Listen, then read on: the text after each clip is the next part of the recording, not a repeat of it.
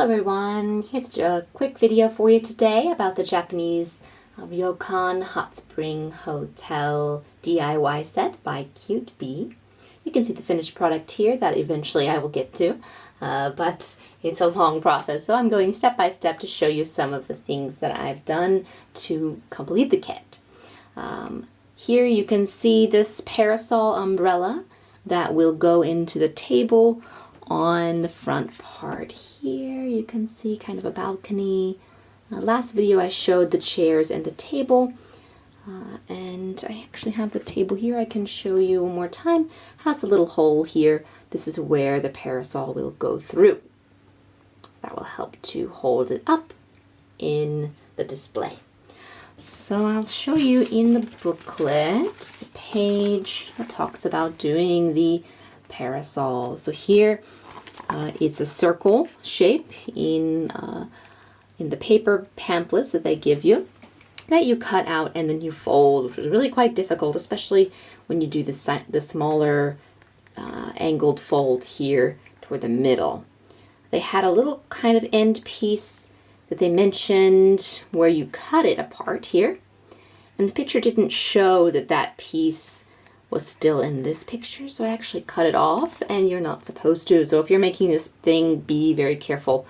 Read the instructions before you start doing things, because for me, I had cut off that tab, so I just put a piece of tape to connect the two triangle pieces, but probably better would be glue like they used here.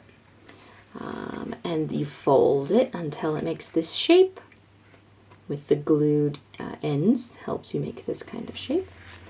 And then you get to assemble the inner workings. Now this was hard. I tried to do like they were showing here, where you glue a piece and you try to do the other ones and you try to balance them all out and wrap a cord around it, and it was just falling apart because the glue was too wet and there was too much.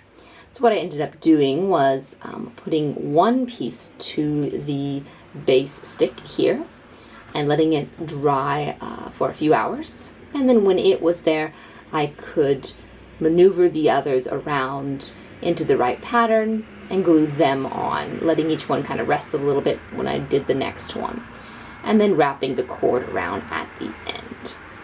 So here it is upside down with this light that is also glued up under it. So this will be, again, connected to a battery pack for the end of the project, and it will have a light underneath the parasol. And here's the finished product with a little bit of the stick poking through. So let me show you that. Here it is. So you can see it glued, the light glued, maybe if it will focus. There it is, and the 5 pieces that were around to hold the umbrella out. As you can see, they hold it out, but they're not glued completely flat to it. That would be a little strange. And I wrap this cord around a little, just to make sure they don't loosen up. All right.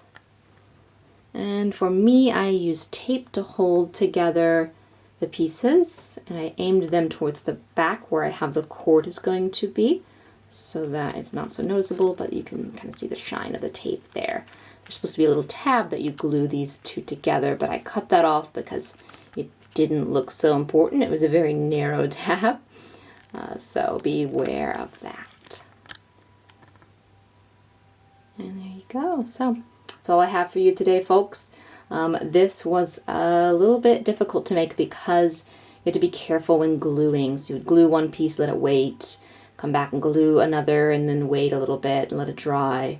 Gluing this was hard because you want it to get flat against this pole here, and of course your umbrella is already assembled, so how you let it sit and rest while the glue dries is a bit tricky. So I think I didn't do too bad. Let me know in the comments if you want. And as always, thank you for watching, and I hope you have a lovely day. Thank you.